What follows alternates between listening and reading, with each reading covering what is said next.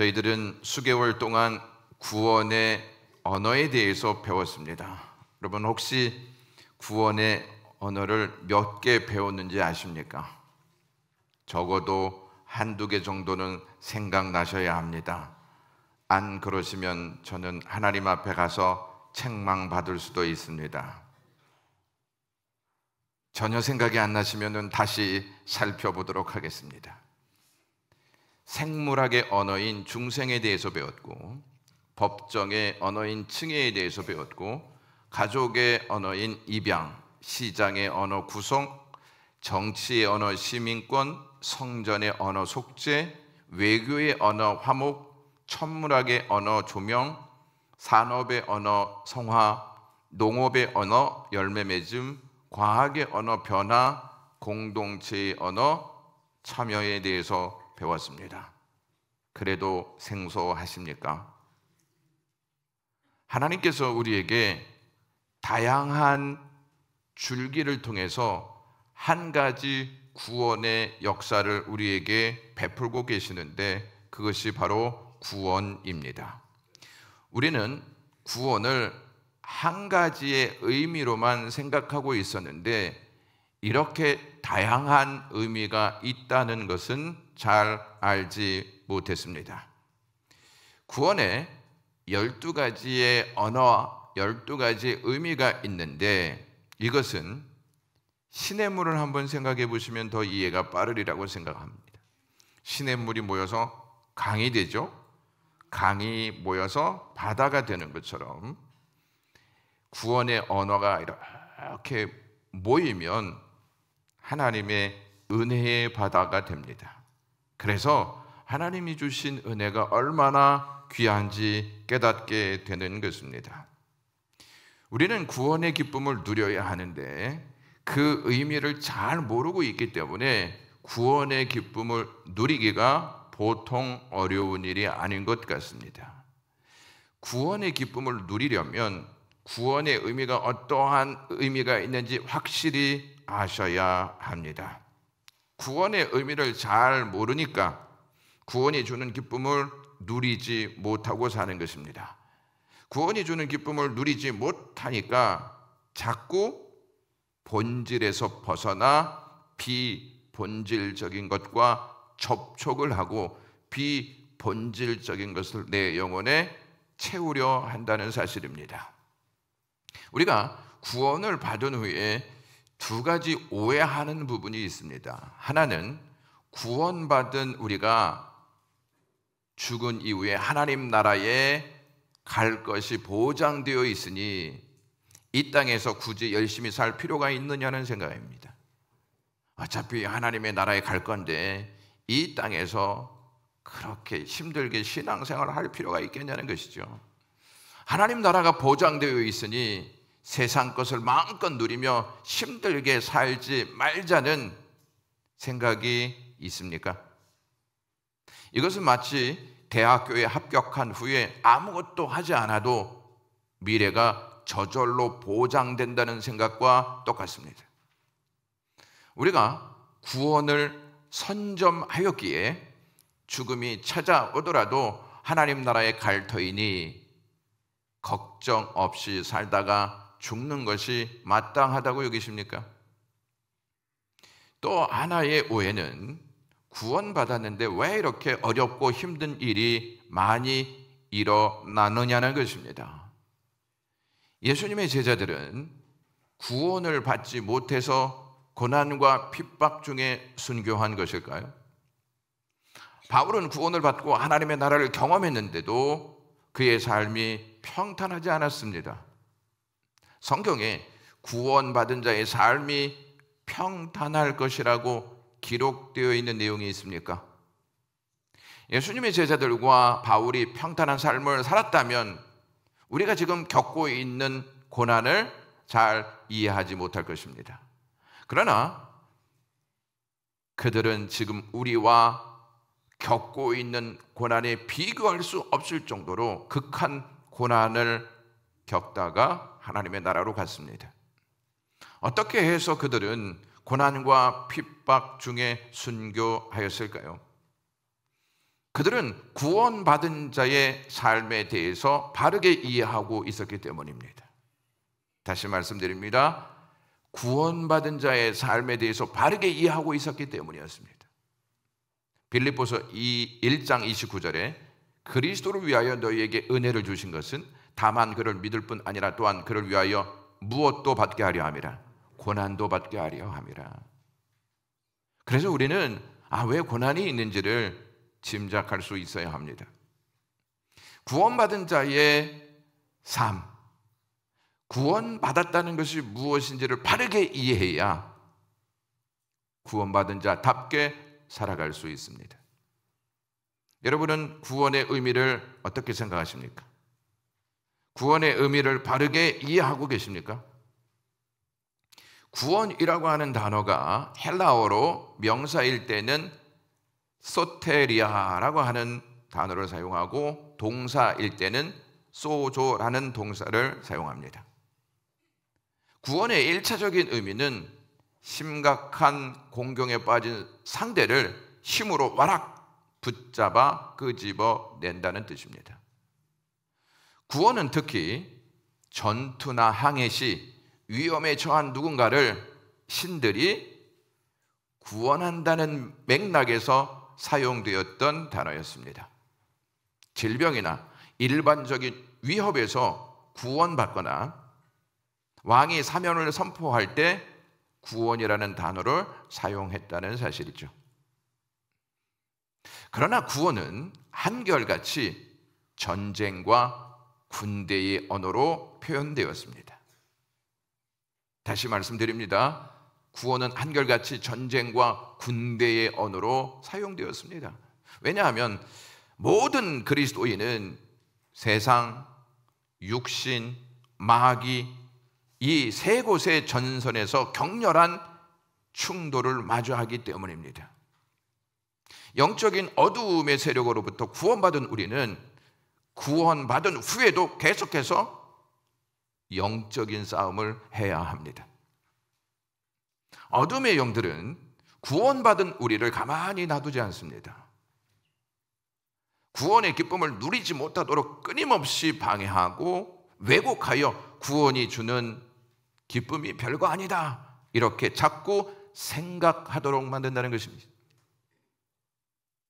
안타깝게도 이 사실을 많은 교회들이 간과하고 있습니다.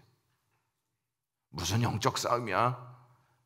구원받은 사람들에게 무슨 영적 싸움이 있겠어? 이렇게 간과하면서 넘겨버리는 경우가 많습니다. 우리가 알아야 할 것은 우리는 지금 사탄의 지배하에 있는 세상에 살고 있다는 것입니다. 우리는 사방에서 공격을 받고 있습니다. 그러므로 구원받은 이후에도 우리는 계속 영적 싸움을 하며 살아야 합니다. 구원받은 그리스도인은 이 세상에서 사탄의 공격에 대적해서 승리해야 하는 그리스도의 군사로 부름받았습니다. 지금 우리가 사는 이 세상은요, 싸움터입니다. 싸움터. 놀이동산이 아니라는 것을 아셔야 돼요. 많은 그리스도인들이 이 싸움을 무시하거나 우리가 살고 있는 이 터전이 싸움터라고 하는 사실을 회피하다가 처절한 패배를 맛보면서 가정을 갈등과 고통의 도가니로 몰아놓고 있습니다. 그리스도인이 아닌 사람들은 영적 전쟁에 참여하지 않습니다. 그리고 이 세상을 영적 싸움터라고 여기지도 않습니다. 물론 그들도 나름대로 삶의 애환이 있습니다. 고통을 당하는 아픔이 있습니다. 그러나 그들은 사탄의 왕국의 시민으로 사탄 통치 지역인 세상에서 자꾸 편안함을 누리려고 하고 성공하려고 든다는 것이죠. 그들은 죄와 사망의 노예입니다. 한편 구원받은 모든 하나님의 백성들은 교전 중에 있습니다. 싸움터인 이 현장에서 교전하고 있다는 것이죠. 이 싸움은 선택이 아닙니다.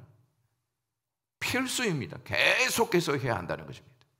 우리가 싸우기 싫다고 영적 어둠의 권세들이 우리를 가만히 두지 않는다는 것을 잊지 마셔야 합니다. 그들은 계속 공격할 것입니다. 만약 이 영적 싸움을 감지하지 못한다면 그리스도인들은 그리스도인들답게 살지 못합니다. 구원받은 자는 구원받은 자답게 살지 못한다는 것입니다. 과거에 불신자였던 사람들은 사탄에게 꽤나 흡족한 존재였습니다. 왜냐하면 사탄의 도구이고 사탄의 종들이기 때문입니다. 사탄이 시키지 않아도 스스로 악을 선택하는 존재, 얼마나 고마운 존재입니까? 순수히 그의 말을 따를 수밖에 없었던 과거의 삶이 있었다는 것이죠. 그런 우리를 건져주셨습니다. 건져주신 우리는 이제 마귀의 말을 따르지 않고 하나님의 말씀을 따르는 존재가 되었습니다. 예수님을 믿기 전에는 사탄의 이상이 우리의 이상이 되었습니다. 그러나 이제 우리가 하나님의 백성이 되었기 때문에 성령께서 주시는 비전, 성령께서 주시는 이상, 성령께서 주시는 미래를 바라볼 수 있어야 합니다. 이것을 가지면서 영적 싸움을 겪으셔야 합니다. 하나님의 백성은 날마다 죄와 싸웁니다. 죄와 싸우지 않고 살고 있다면 구원받은 자답게 살고 있지 않는 것입니다. 그러기에 바울이 디모데에게 디모데전서 6장 12절에 믿음의 선한 싸움을 싸우라 이렇게 권면했습니다. 우리는 일단 구원받았으면 삶이 평탄해야지라는 생각을 앞서서 합니다. 우리는 구원받은 순간부터 영적 싸움이 시작됩니다. 고통과 갈등이 시작됩니다. 구원받은 자의 삶이 시작되는 순간 계속해서 영적 싸움을 해야 하는 존재가 되었다는 것이죠. 우리는 바울이 인생 끝자락에서 했던 말을 기억하며 살아야 합니다. 그 말이 무엇이냐면 디모데후서 4장 17절인데요. 나는 어떤 싸움을 싸우고 선한 싸움을 싸우고 믿음을 지켰다 이렇게 고백하고 있습니다. 바울은 다메섹 석상에서 예수 그리스도를 만난 이후로 믿음을 지키기 위해 선한 싸움을 하면서 살았습니다. 선한 싸움은 치열한 싸움입니다. 여러분은 선한 싸움을 하고 계십니까? 이해할 수 없는 상황이 찾아오고 예측하지 못한 고통이 찾아오고 자꾸 신경을 건드리는 거짓된 말들이 찾아오고 말도 안 되는 기가 막힌 상황이 찾아올 때 선한 싸움을 하십니까? 선한 싸움을 하지 않으면 결코 우리의 믿음을 지킬 수 없습니다. 믿음을 지키기 위해서 계속 선한 싸움을 해야 합니다. 영적 어둠의 권세는 우리 안에 자꾸 열등감의 불을 지핍니다. 남들과 비교해서 질투심을 느끼게 합니다. 진리에 관심이 없게 하고 거짓에 흥미를 느끼게 합니다. 또한 음욕에 중독되게 만들고 신앙을 부정적인 것으로 보게 하고 삶을 무료하게 만들고 마음의 상처에 계속 반응하면서 불만과 원망을 쏟아내는 삶을 살도록 만듭니다. 영적 어둠의 권세들이 주는 방법입니다.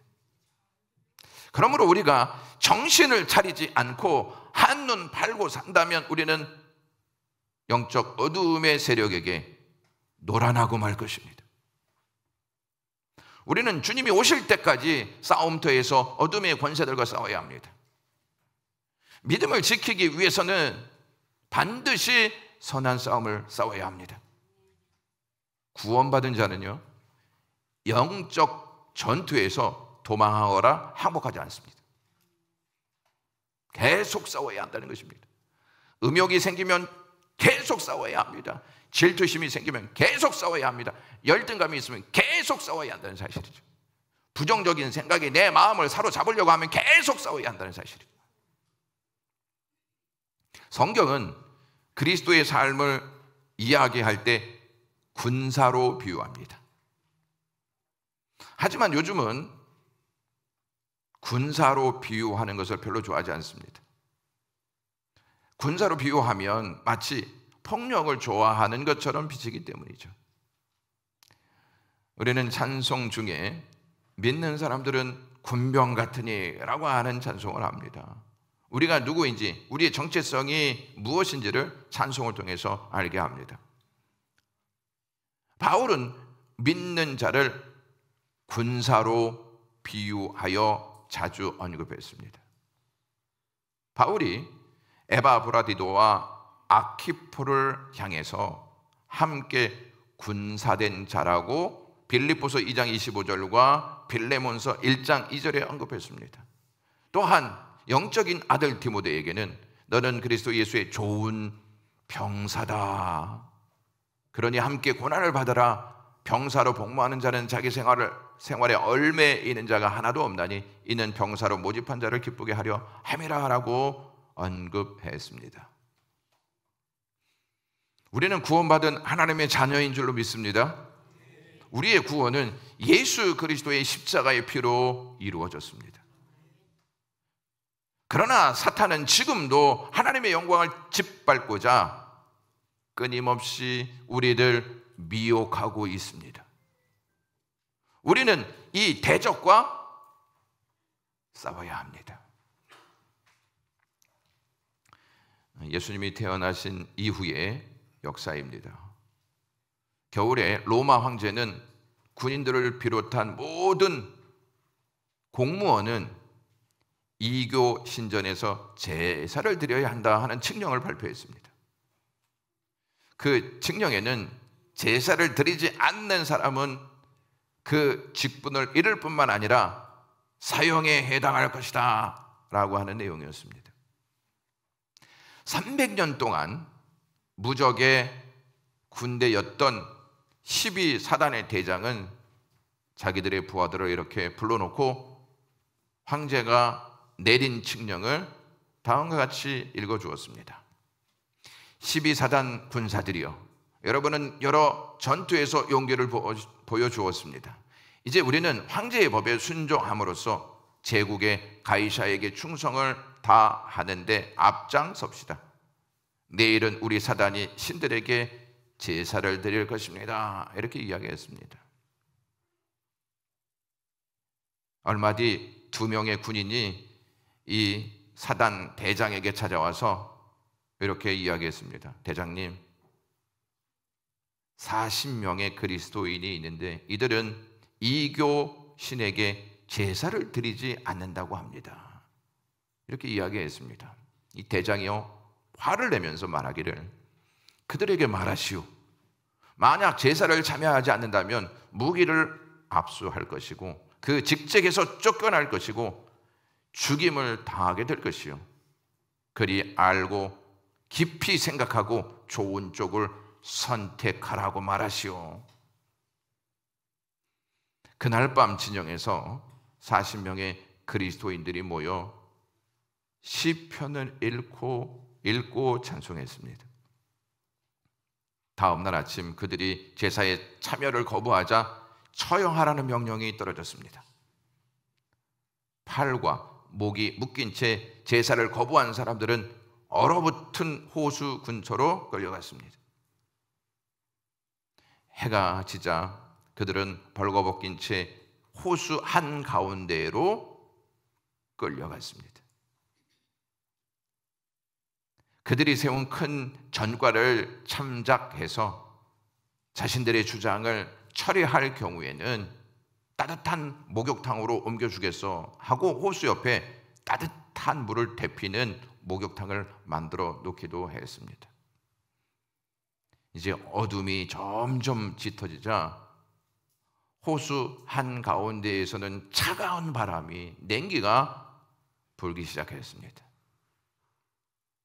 호숫가에서 장작불을 피워 몸을 녹이고 있었던 한 보초병이 있었습니다. 이 보초병은 그리스도인들이 그 호수에서 죽어가면서 찬송하는 소리를 들었습니다.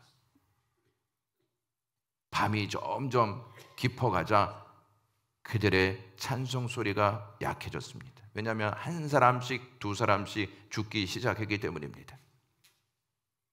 그때 보초병은 그리스도인들의 중얼거리는 기도 소리와 함께 천사들의 목소리도 들었습니다. 천사들이 말하기를 그리스도의 좋은 군사 40명, 순교자 40명, 그리고 40개의 면류관이로다 라고 하는 소리였습니다. 그런데 조금 후에 그 천사의 노래소리가 바뀌었습니다.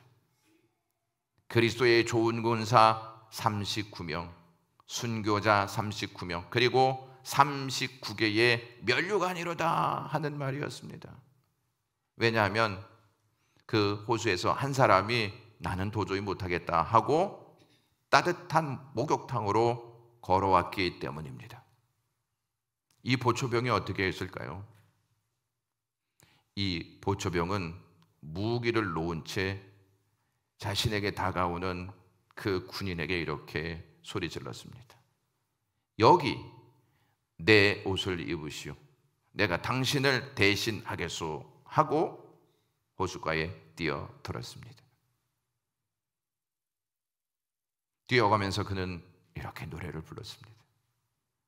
그리스도의 좋은 군사 40명, 순교자 40명, 그리고 40개의 면류관이로다.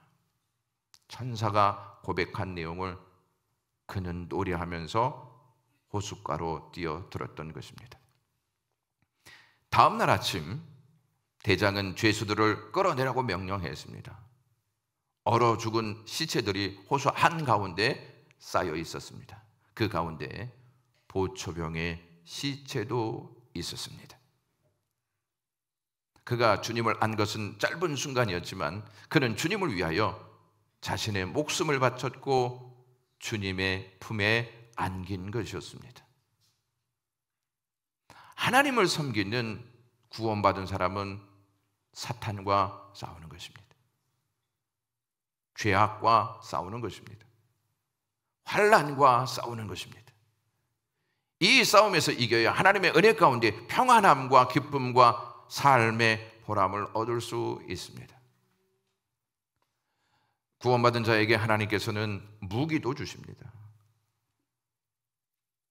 그 무기를 사용해서 영적 싸움을 하라고 주십니다. 고린도 후서 6장 7절에는 그 무기가 의의 무기라고 말하고 있습니다. 하나님께서 구원받은 자에게 주신 무기는 견고한 진도 무너뜨릴 수 있는 능력이 있습니다. 여러분들에게 견고한 진도 무너뜨리는 능력의 무기를 주셨다는 것을 잊지 마셔야 합니다. 이거 그냥 갖고 계세요? 아니면은 이거 사용하고 계세요? 여러분 잠잠히 계신 거 보니까 어디에 있는지도 모르고 그게 그거였나라고 생각하시는 분들도 계시는 것 같아요.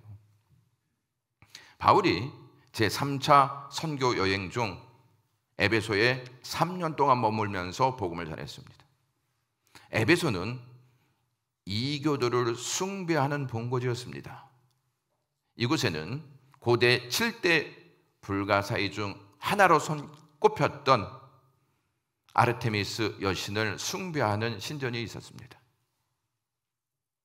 아르테미스가 요즘에 여성분들이 좋아하는 에르메스라는 사실을 아십니까? 이 여신을 숭배했습니다.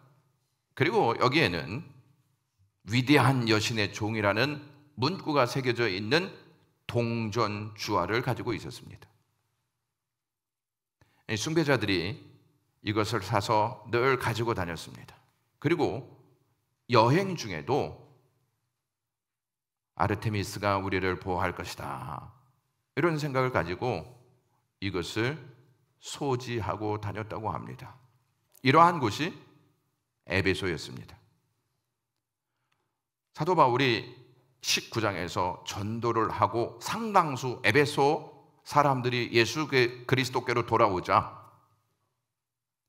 이 돈을 만들었던 사람들이 큰 위축을 받게 됩니다. 왜? 그리스도인들이 이제 되니까 이것을 사지 않는 것입니다. 그래서 산업이 점점, 장사가 점점 무너지는 것을 확인하게 되었습니다. 그래서 폭동이 일어났습니다.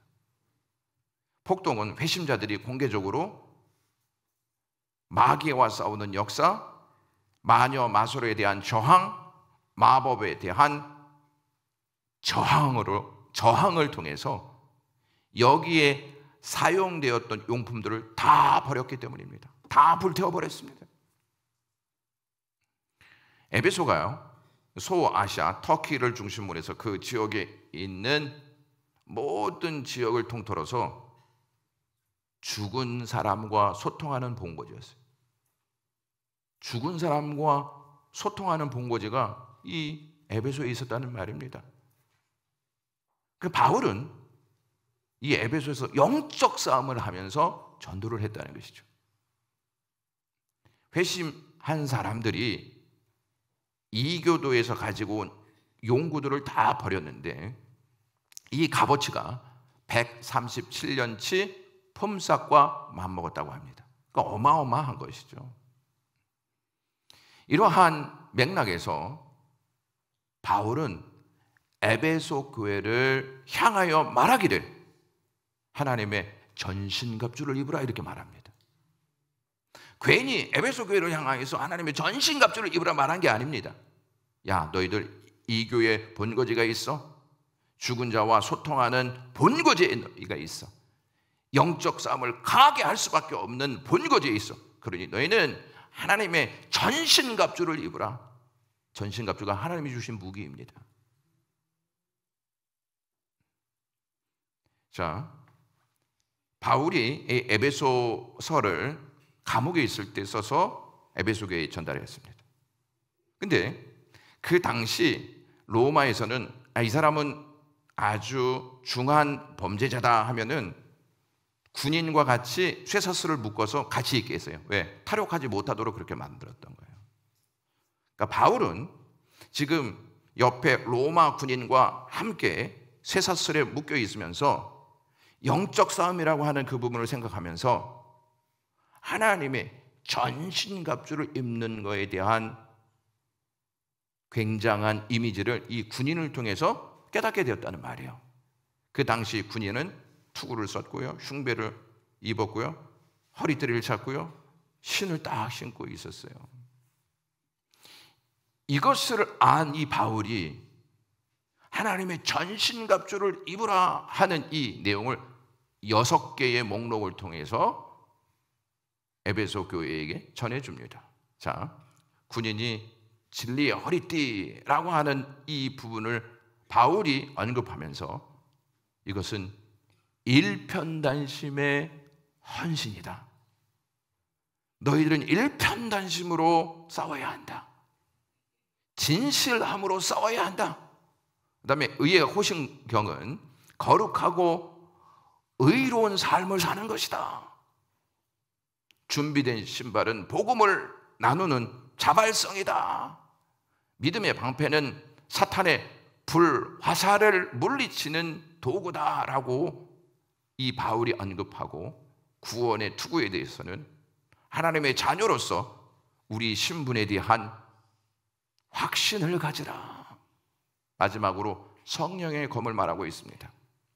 하나님의 말씀을 알고 효과적으로 사용하여라, 이렇게 말하고 있습니다. 바울은 자기와 함께 있는 군인을 이미지화시켜서 하나님의 군사들이 어떠한 옷을 입어야 하고 어떠한 무기를 사용해야 하는지를 이 내용을 통해서 에베소 교회 성도들에게 전달했다는 것입니다. 그리고 에베소서 6장 16절에서부터 20절에 바울이 기도에 관련된 주제를 딱 언급합니다. 왜 바울은 하나님의 전신갑주를 입으라는 말씀을 한 후에 기도에 대한 언급을 하였을까요? 보이지 않는 영적 세력에 맞서는 전투에서 기도보다 좋은 무기는 없기 때문이라는 사실입니다. 한번 내용을 보여주시면 모든 기도와 간구를 하되 성령 안에서 기도하고 깨어 구하기를 항상 힘쓰고 성도를 위하여 구하라, 나를 위하여 구할 것은, 이렇게 계속 기도에 관련된 단어를 사용해서 기도를 촉구하고 있습니다. 성도의 무기는요, 기도에 있습니다. 성도가 기도하지 아니하면 하나님이 주신 무기를 내려놓고 있는 것과 똑같아요. 근데 우리가 사용하고 싶을 때만 들고 있다는 것이죠. 들고 있다가 우리가 원하는 것이 성취되지 않으면 또다시 내려놓는 것이 우리의 모습이라는 거예요. 기도는 전투에서 승리하기 위해 전적으로 하나님께 의지하고 있음을 선포하는 거예요. 내가 기도한다는 건 뭐냐면 나는 하나님을 의지합니다. 이러한 믿음의 표현이에요. 믿음의 표현. 기도하지 않으면 나는 하나님을 의지하지 않고 내 힘으로 삽니다, 이것을 선포하는 것과 똑같아요. 여러분, 지난주에 몇 번 기도 생활을 했습니까? 또 이렇게 이야기하시면 여러분들의 마음이 무거울 것 같은데 언제 기도하시렵니까? 저희가 이제 새생명 전도 축제를 위해서 10월 한 달간 금요일에 모여 기도하기를 원합니다. 기도하기를 원하시는 분들은 나오시고요, 하나님이 주신 기도의 무기를 사용하고 싶은 분들은 나오십시오. 그리고 나도 전도해야지 이렇게 생각하시는 분들만 나오십시오. 여러분, 마귀도 우리에게 무기를 사용한다는 사실을 아십니까? 그러니까 상대는 늘 무기를 가지고 상대하지 않습니까? 마귀도 무기가 있어요. 그래서 이제 마귀들이 모여서 회의를 했습니다. 어떻게 하면 그리스도인들을 실족시킬 것인가? 비슷하지 않습니까? 한 젊은 악마가 이렇게 얘기했습니다. 간단합니다. 그들을 전부 죽이면 됩니다. 늙은 마귀는 옛날에 그거 다 해봤어. 순교의 피가 흐르자 야, 기독교인들이 더 뜨겁게 타오르더라, 이렇게 얘기했습니다. 다른 젊은 악마가 말하기를 죽이지 말고 감옥에 가두면 전도하러 돌아다니지 못할 거 아닙니까? 늙은 악마가 말했습니다. 야, 그들을 가두자 감옥 안에서도 전도하더라. 그때 아주 간교한 늙은 마귀가 꽤 하나를 냈습니다. 그것은 예수를 잘 믿게 하고 기도를 하게 하고 성경을 읽게 하고 전도를 하게 하고 사랑하게 하는 등 자유를 주자는 것이었습니다. 그러나 오늘은 불편하니까 내일부터 하자, 이러한 마음을 계속 주자는 것이었습니다. 마귀의 무기는 오늘 하지 마, 내일 해, 이것이 마귀가 우리를 상대하는 무기입니다. 계속 놀아나실 것이면 내일부터 기도하십시오. 게으름은 악마의 가장 강력한 무기입니다. 부지런한 사람에게 악마의 계교는 힘을 잃습니다. 여러분, 하나님께서 싸움터에 우리를 두셨습니다. 그리고 군사가 되게 하셨습니다. 그리고 무기를 주셨어요. 싸움터에서 군인으로 무기를 가지고 승리자가 되게 하시기 위해서 우리에게 은혜를 베푸십니다. 여러분, 계시록을 보시면 계시록의 핵심 메시지가 뭔지 아십니까? 계시록에 무섭다, 두렵다, 휴고될 것인가 말 것인가, 이게 핵심 메시지일까요? 계시록의 핵심 메시지는 예수님이 이기신다는 뜻입니다. 그래서 계시록에 정복하다라고 하는 동사가 17번 등장합니다. 그러나 대다수는 정복하는 신자들을 묘사할 때 사용됩니다. 2장에서부터 3장에 7교회가 나오지 않습니까? 7교회가 나오는데 예수님이 마지막에 이기는 자들에게는 이렇게 항상 말씀하십니다. 우리가 누리는 승리는 오직 그리스도의 정복으로 가능하게 된 것입니다. 그러니까 우리는 싸움터에서 군인으로서 무기를 사용할 때 누구를 의지해야 하냐면 예수님입니다. 십자가와 부활로 이미 이기셨다, 그 복음을 안고 싸울 때 담대해지고 이길 수 있는 자신감이 생기는 것입니다. 예수님은 이 땅에 오셔서 뱀의 머리를 부수셨습니다. 세상을 이기셨습니다. 죄와 사망을 멸하셨습니다. 구원받은 사람들은 그리스도가 이 세상의 통치자다, 그리스도의 권세로 이 땅은 반드시 정복당할 것이다 라고 하는 믿음을 갖는 자들입니다. 여러분, 구원의 역사가 이 땅에 이루어지기까지는 세 개의 역사가 있어야 합니다. 세 개의 역사가 없으면 구원이 이루어지지 않습니다. 그래서 바울은 로마서 11장 26절에서부터 24절에 27절에 이렇게 말합니다. 다 같이 읽겠습니다. 시작. 그리하여 온 이스라엘이 구원을 받으리라. 기록된 바 구원자가 시온에서 오사 야곱에게서 경건하지 않는 것들을 돌이키시겠고 내가 그들의 죄를 없이 할 때에 그들에게 이루어질 내 언약이 이것이라 함과 같으니라. 아멘. 이 땅에서 구원이 이루어지는 역사는 구원자가 오시는 것입니다. 예수님이 오시는 거예요. 예수님이 오셔서 경건하지 않는 사람들을 돌이키게 하십니다. 성화의 삶을 살게 하시는 것이죠. 그리고 죄사함의 은총을 베푸십니다. 이것이 하나가 되어지지 않으면 구원의 역사는 이루어지지 않습니다. 자, 저와 여러분들은 예수 그리스도의 오심과 우리를 죄에서 돌이키게 하셔서 용서함의 은총을 주셨기 때문에 구원받은 것입니다. 이 의미를 아는 사람들은 세상이라는 싸움터에서 나는 그리스도의 군사지, 이걸 가지고 무기를 사용해야 하는데 하나님의 전신갑주를 입는 것입니다. 그 무기의 핵심은 믿음과 기도와 말씀입니다. 구원받는다는 것은 고로 하나님에 의해 위험에서 끄집어냄을 받고 해악으로부터 구조를 받는 의미가 있습니다. 그것은 승리하신 우리 주님의 재림을 오래 참음으로 기다릴 때 모든 경건하지 않는 세력에 맞서는 전쟁에 필요한 의의 무기를 받는 것입니다. 그것은 패배에서 승리로 옮겨가는 것입니다. 구원받는다는 의미를 계속 묵상하시면서 어떻게 살아야 하는지를 함께 여러분 삶 속에서 생각하시면서 살아가시길 주님의 이름으로 축원합니다. 기도하겠습니다.